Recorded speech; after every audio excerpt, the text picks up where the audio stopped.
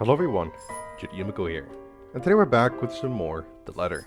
As you can probably tell from my mic audio, I still haven't quite fixed the problem, but I am hoping to get to the store today and try and find a new wire, or at least order one off of Amazon or something like that. Alright, so after completely forgetting all the characters' names just then, I had to go and check the relationship status stuff. Okay, so I believe that in the last episode, Ashton gave Rebecca word that Isabella was with Zachary, because this is after Isabella had her run-in with the ghost at the office and went over to Zachary's to stay there.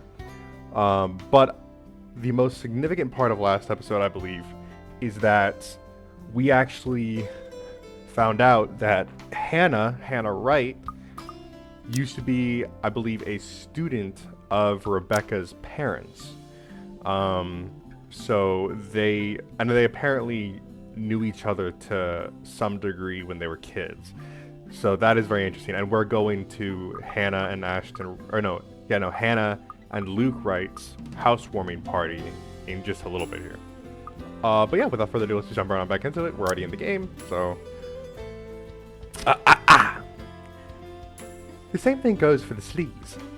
Besides us stands Kylie, gawking at us with the same curious stare that she often brings with her. I know that look all too well, a precocious child through and through. She doesn't say anything further. Her gaze simply moves between us, eyeing us both carefully, clearly anticipating an answer. From my experience, when it gets like this with children her age, it's a sure sign that they won't leave you until you've given them an answer they're satisfied with. Lion won't do either. It is dissolved into a shouting match, for heaven's sake. And did she just say Tio? Something falls straight to the pit of my stomach at that. But my tone is gentle when I finally address her, void of any apprehension and what might be the first hint of embarrassment. I pointedly ignore the latter. It can very well be just the hunger speaking. Kylie, sweetie, do you know this oath? Yeah, he's still Luke. Right at that moment, my brain stops. Every line of thought, every argument I still have against the man beside me dissipates in a haze. Amidst all of it, one memory gets triggered, from a few days ago. Tio? The one you mentioned before? The uncle? The guy Rowan wanted to impress? Or was that a dare? I'm sorry, I can't recall. It's the one who promised he'll take Big Brother someplace cool. Yeah, the one is the same. Don't you know who he is? I sure as hell don't, darling. Because if I do, I wouldn't have let everything I said earlier come out of my mouth. He's my Tio Luke, gazillionaire extraordinaire, and very godfather. Oh, he's your godfather. That's nice. The one and only. Did I get that right, Tio? More than right, sweetheart. I'm sure Miss Pink here understood everything you said quite perfectly. Whatever it is that landed at the bottom of my stomach prior has shot straight up to my face and stayed there. The heat from it slowly spreading to my cheeks, colouring my face in almost the same shade as my hair. If only the earth would swallow me whole here and now. His eyes are on me. I can feel them, jeering, mocking. I can't even bring myself to look at him. What's in there? Amusement? I doubt it. He's probably having the time of his life right now. But I know. I can hear the sneer in his tone alone when he talks. He has that smug grin on him, which I may or may not want to punch off his face at the present, just for the hell of it. But damage control? I need to do some damage control before this whole thing goes south. Alright, apologize to Luke or apologize to Kylie. Oh man, this is hard because I don't want to apologize to Luke.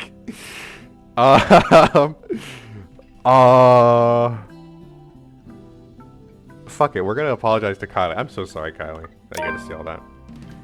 Of course, an apology is the most appropriate thing to say. Let me guess. Oh yeah, of course it went down with Luke. But no matter how much I will myself to do it, my own body refuses to budge. My own mouth refuses to open, and my head rejects the very idea of looking at him. No apology for an arsehole. Not to mention with an ego too big for his head. Let his pride suffer. I'm not going to eat my words for the sake of stroking his dumb ego. Lest Less reason for him to gloat. Kylie, however, I owe an explanation. Don't worry, Kylie. I'm not fighting with your Tio. This is just, a discussion. A very serious discussion between a very mature adult and one that's not. Really? But I've never seen Theo angry before. It's because he's losing the argument. But don't ever follow his example, Kylie. You should know always to learn to be patient, even if things aren't going your way, okay? Oh, sure. A discussion. And it involves hitting random strangers you meet at a cafe with a book. A hard-bound book. Mind you, the little me hasn't recovered yet. If my future generation never survives from this, we're going to have more than words, woman. I don't allow Kylie to hear his tirade and cover both her ears with my hands. As fond as he is of the man, there are words he shouldn't be saying in front of a child. How can he not know about that? More importantly, how on earth did someone like him become a godfather? Who allowed it? Maybe I should talk to Miss Suarez about it. Wonder how he's not a good influence for her children. Language. How can you use such crude words in front of her? Your goddaughter can hear you, for heaven's sake. Oh, and you didn't. If I remember everything correctly, you called me a rotten bore. So you're going to repeat it in front of her, just to make a point? What, are you 5? Even 5-year-olds are more sensible than you. Even Isabella, I can say that with much certainty. Even 5-year-olds are more sensible than you. See what I mean? Are you fighting again? Oh, no. Like I said, we're just having a discussion. We're actually done now. But you need to promise Miss Pink you will never grow up to be like this guy. Good kids don't do what he's doing. But I like Theo. And I'm not quite sure Tio likes you too. Oh, and I'm quite sure Tio likes you too. But liking people is different. Just because you like him doesn't mean you have to be like him. There are better role models for you aside from him. Like you? Not exactly what I'm trying to get at, but if that's what you want, I don't see why not. Okay, I want to be like Miss Pink someday. I want to be a teacher. I promise I won't be like Theo, even if he is a gazillionaire. Wow, turning my own goddaughter against me. How mature of you, Miss Pink. His tone makes me pause. For the first time since this talk started, I look at him. Briefly, something flashes behind his eyes. Something close to what might be an expectation falling. Dismay? I can't be sure. It passes almost as soon as it appears. What's that about? Does he actually like having Kylie around? It doesn't seem like it from the get-go, but if that fond smile on him is saying anything to judge by, then maybe... Don't worry, Theo. If you buy me bread pudding tonight, I'll like you again. Ah, if that's all it takes, consider it done, sweetheart. We might have to find another place to buy it from, though. Somewhere safe, where a random crazy lady isn't going to attack us out of the blue. Let's go. Okay. Bye, Miss Pink. I still like you, just no more than Theo anymore. See you. Kylie's already putting him to the cafe's exit before I can protest it. Although it's not like there's anything to object on further. I may view that man, Luke, as someone hateful, maybe to the point of seeing him as an eyesore, but I don't think that'll have any bearing on what the child thinks of him. When you think about it, if she admires him that much, then maybe there's still something agreeable in him. A part of him only Kylie sees. He still has the gall to wink at me before they both disappear behind the door, so maybe not. However, there's no moment to ponder about it. Seconds later, the guy at the counter waves me over and hands me a paper bag as soon as I paid. He offers me another smile before I leave. Normally I return it simply for the sake of returning it, or I don't at all, with the latter happening more commonly. For the time being, I do so freely. After that encounter and the scene we've caused, seeing a friendly gesture being extended to me, albeit a person I barely know on a personal level, it feels like a reassurance, despite bearing no promise for better days. I take what little I can of it with me as soon as I step out into the night. A cloudless night sky greets me when I walk out of the cafe. Beyond the tall buildings, a blanket of stars spread out before me. Isabella once told me that the best place to view it is someplace outside the city, away from the noise and the obtrusive lights. She'd seen it once in her mom's hometown, and another time at the university she used to attend. Then she asked if it was possible to try it out here sometime. I agreed with her at the time, if only because she appeared excited at the mere prospect of it. We made these little plans along with Zachary and Ashton, though up until now, we never got around to it. Even so, I find myself enjoying this. despite being told it's only half the experience. Little things, you know. Stuff you learn to appreciate when you're alone. Because at certain times, you get to meet people who are unfortunately born with the innate talent to ruin the mood and the scene with their mere presence and existence alone. For example, the very driver of the car fast approaching my direction. Luckily, he doesn't notice me, but the fleeting moment we pass by each other gives me a brief glance at the people he's with. Kylie sitting on the back seat with a serving of bed pudding in her hands, and beside him, it must be his wife. No. So, what I forget. Oh man, I forget if it was Hannah that attacked Zachary when he was in the jail cell, or if it was just the ghost straight up. I kind of forget now. Uh, huh. But it may very well be that the ghost, well, no, that wouldn't make sense. I was gonna say that maybe Luke brought the ghost home, but then I'm like, wait, but the ghost is already like at the manor, so why he wouldn't be able to bring her home? But whatever. So it seems like there's kind of two sides to this haunting. There's the side where all of our friends have been cursed because they looked at this letter, and then there's the half where it's Luke and Hannah are cursed because they're obviously living in this haunted manor. So it's kind of interesting how this is kind of going on, and as I've said a million bajillion times before, I'm very interested to see where all their paths kind of intersect, if at all. Oh, did I read that? He takes a turn and disappears at the nearest corner. But throughout the night, that cursory glimpse, of all things, to bother me, has left me wondering what kind of person his wife is. And, more than that, is a silent prayer to the universe. I hope I don't ever cross paths with that douche again. After having such an eventful day, anyone will think that nothing will surprise me anymore. But here I am, standing at the top of the stairwell, watching an odd scene unfold before me. Relief crosses my mind first, followed by confusion. What is she doing here? Although, given what happened this morning, the question feels a bit inappropriate to ask directly. What's important is Isabella's here. She's sitting cross-legged on the hallway, just right in front of her room, with several papers and folders scattered about, each of them seems as important as the next. More than once, upon giving the scene a quick scan, I spot Brer Reality's logo at the topmost area of the pages. Everything considered, it looks like a mess made by a third grader working on crunch time. The landlady will have a few things to say about this when she finds out. I have a few things to say about this myself, in fact. But something in the calm, focused manner she holds herself at present keeps me from disturbing her with that reminder. She's going through each paper with this intensity. Her brows are furrowed, lips in a tight line, both hands moving in precise movements as she shifts through each sheet. When she finds something of note, she moves closer, nose almost touching whatever she's holding, and grabs her phone to call someone. Hello? Sorry to call you this late. There's something I just want to confirm, if that's okay. Yeah. Oh, okay. Thanks anyway. Not that one either. It's a cycle. She goes through call after call, then after the last one ends, she shuffles through the pile again and dials another number. Is it work? I've never seen her this engrossed with her own work before. Otherwise, she would have noticed my presence the moment I've reached her own floor. After the ninth call, she still appears as oblivious to it as when I've arrived.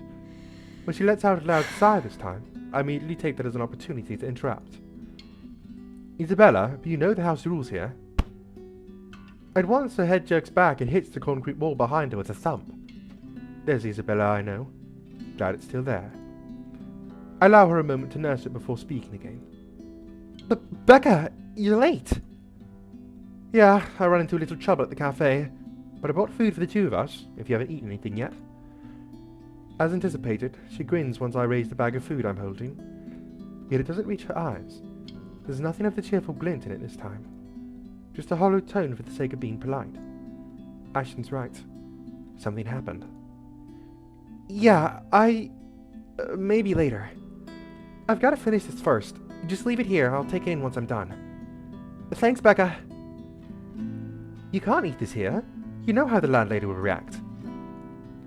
Why are you even working outside? Your room's right there.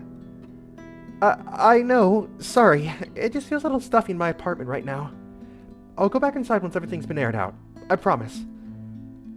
That has never bothered you before. Well, it bothers me now. Oh, really? Just now? I find that hard to believe. Yeah? Shouldn't you be happy? I mean, you've been complaining even if it's not your own room.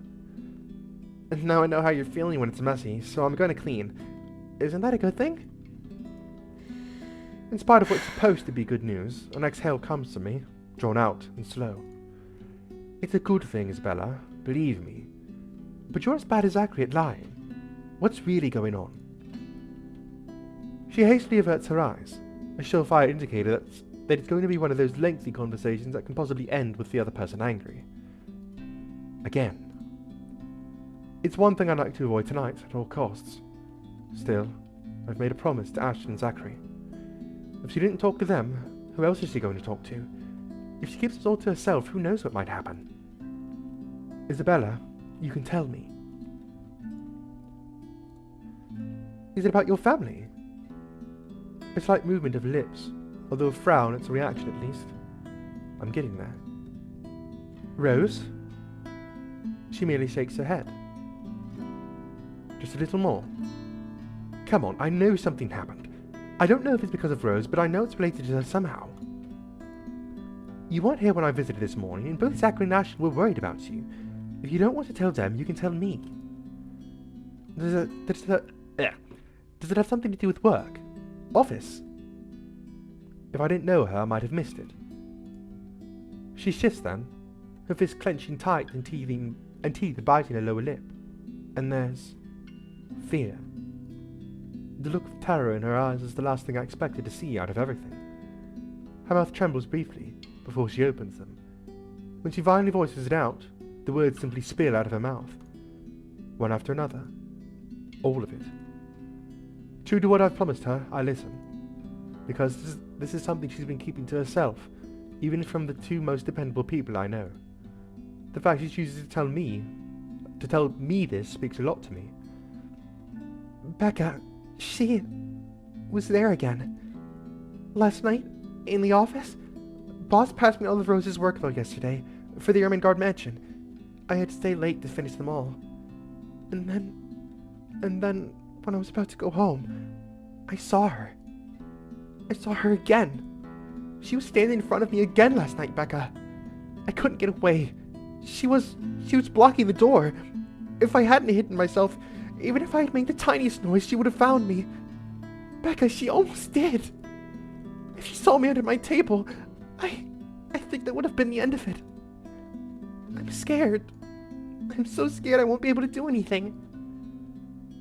By the end, her hands are trembling and her breathing comes out in rasping intervals. For long moments I let the silence stretch out between us. Her sobs fill it instead. But even as her soft whimpers die down minutes later, there's a heaviness hanging in the air. Not just from her, but also from me. From my exasperation over this whole matter. From my own frustrations over her stupid superstitions. When she could do us all a favour and grow a backbone. She may be young, but she's no longer that young. It's about time to put an end to this. She can't keep going on like this. She's still got plenty of years to live out. And what if she goes home? What if we're no longer there to keep her fears in line with what's real? What will she do then? I'm more afraid for her, for what kind of imagination will do to her, than of what some imaginary monster could. But with the manner she's looking at me right now, there's an expectation and a hope and a plea sewn together. She wants me to believe her this time. If it's like that, then what am I supposed to say now? What she wants to hear, or what she needs to? Oh shit! Okay. Alright, I know it's been a while, so I'm gonna give you guys a quick little rundown on Isabella and Rebecca's relationship. As Isabella, when you're kind of interacting, you think it's a little bit of a tough love situation, right? They seem to be friends. Rebecca, maybe a little bit of a tough love giver. but not necessarily something that's like super, non-close, I guess. But when you're playing as Isabella, you do kind of get the hints that Rebecca's a little bit jealous because Rebecca has a crush on Ashton, but Ashton seems to want to give his attention to Isabella, or at least they kind of have more of a close, casual relationship than Rebecca and Ashton do. But here's the kicker that we found out very recently. When you start playing as Rebecca and you start hearing her own thoughts on things and her own perspective on things, you kind of realize that she's kind of a bitch. I mean, she's constantly belittling Isabella in her own mind, calling her childish, calling her, she's not dependable, she's not responsible, she's childish, she's constantly complaining, yada yada yada. Like, she kind of views herself as a reluctant mother figure. She's like, oh, why do I have to be the one to deal with Isabella's problems? Why do I have to be the one to do this? Oh, nobody else is going to do it, so I guess I have to. Like, just constantly this denial, this bitching, and this, like, sense of superiority that she seems to want to exert over Isabella. And, I mean, it's really toxic. It's really fucking toxic. And obviously Isabella is completely fucking, like, not aware of these feelings at all. I don't think really anybody is. So right now, I think this is a really big decision for us. Because I feel like, depending on what answer we choose here, will completely redirect their friendship for the whole rest of the time. So, I'm kind of torn here. Because on one hand, I genuinely feel like, while I think there are hints and traces of their relationship that is genuine, that is like a friendly connection, I feel like there's so much more evidence to suggest that Rebecca just really sees Isabella as just a nuisance, nothing more. An obstacle in her life and an obstacle in her, relationships. And I'm low-key not really liking Rebecca for that. So that's kind of why I'm torn here.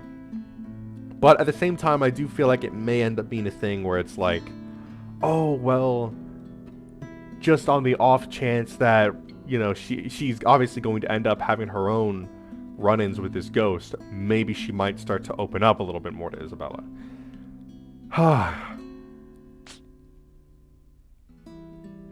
So, I think we're going to go ahead and, in Rebecca's view, play along with Isabella here.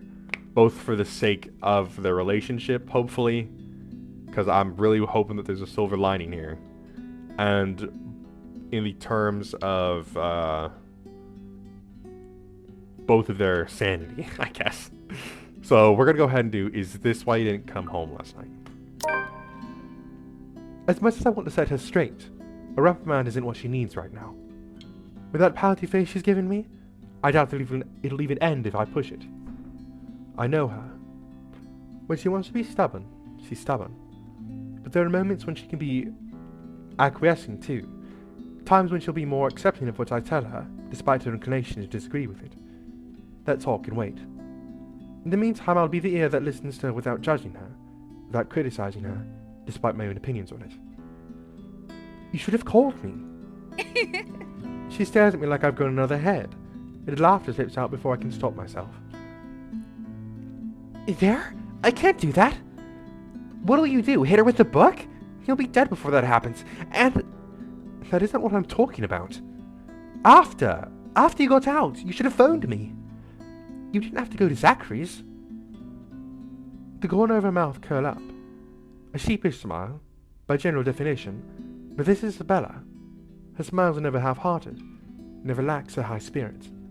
In spite of this, I know everything's going to be okay. Somehow. After all, she's learned how to pick herself up long ago, long before we met. Oh, yeah, sorry. I don't even remember how I ended up at Zach's place. I was in a hurry to get out of the office, and it was already late.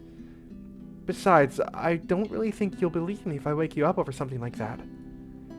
That's beside the point. Sure or not, there are people who will always be concerned about you. There's Zachary, but he's the first person you went to, and you didn't tell him anything. You just slept there. There's Ashton too, and me. But how do you think I'll be able to explain to your aunt, to your family, if you suddenly disappeared? Think about that. Right. I'll remember that next time. Then she grins. Playful and mischievous. A preamble to an old banter. It's not quite there. Still not quite her usual self. But with it, I know we're bound to get her back soon. Mom. I told you not to call me that. I sent the elbow to her side for added measure, but when laughter follows the familiar gesture, none of it is unexpected. This is what's comfortable. This is how we found an equal ground despite our stark differences. So, for the moment, I accept things as they are. Afterwards, a hush stretches out before us. For Isabella, this is rare. This isn't her. Yet in this moment, as she fiddles with the edge of another paper near her, as she hugs her knees close to herself and lets a pensive expression linger on her, it feels strangely fitting. As if this is where everything's supposed to lead if we allowed it long ago.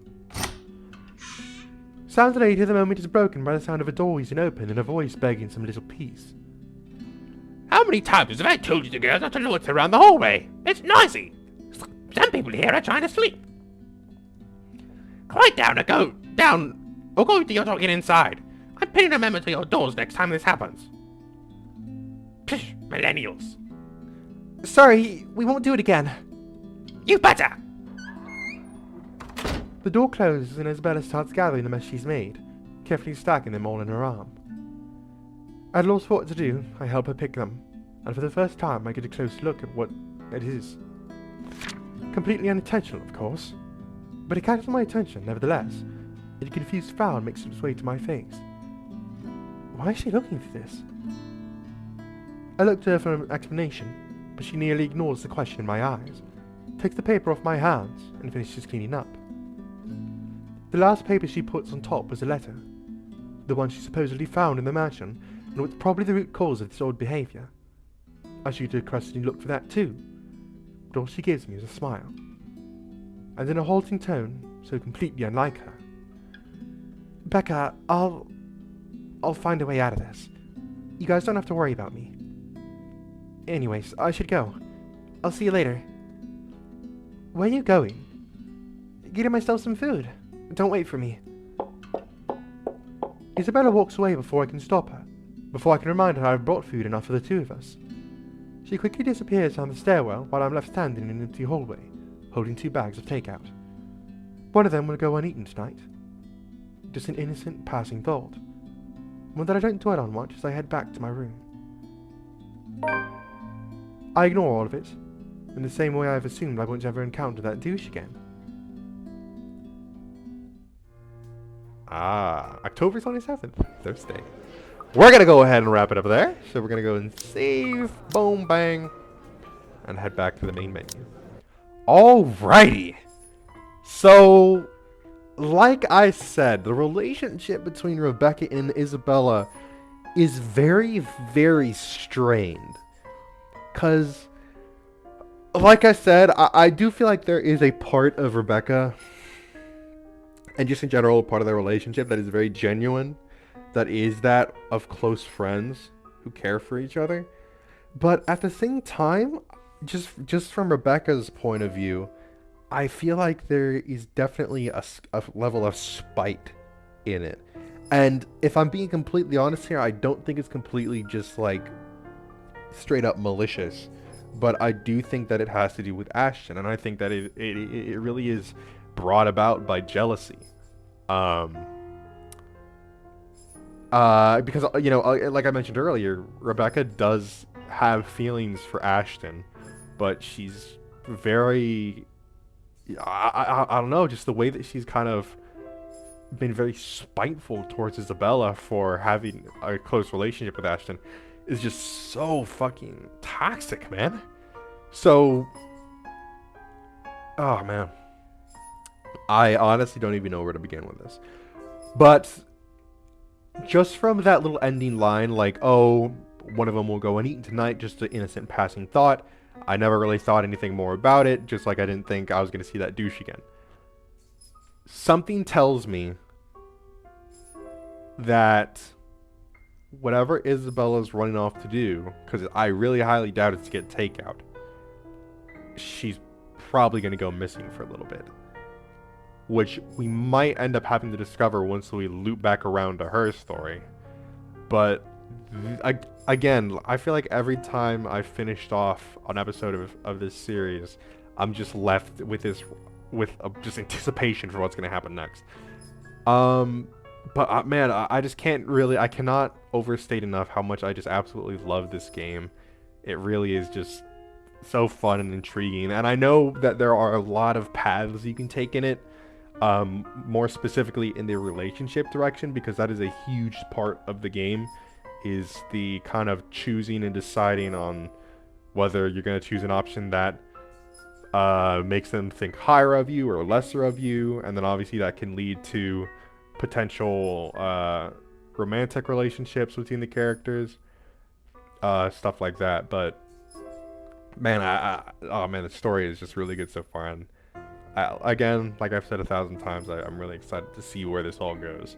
But that's going to be it for this time. I hope you guys enjoyed. If you did, make sure to leave a like on the video and tell me in the comment section below what you'd like to see me play next. Anyways, if you... Wait, what? Oh yeah. If you enjoyed this series or any other videos or series on my channel, then I highly recommend that you hit the subscribe button and turn on post notifications so you'll be notified when one of those videos comes out. Anyways, this is it from me, and I'll see you in the next one.